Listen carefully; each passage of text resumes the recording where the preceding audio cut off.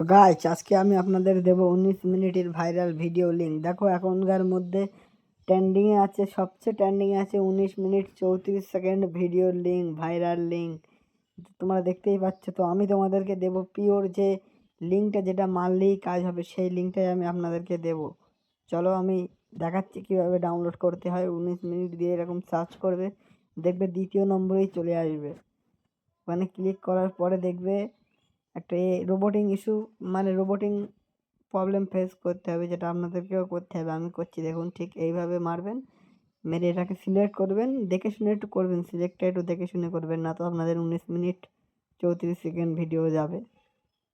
দেখতে পাচ্ছেন আমি একবারই করে দিলাম।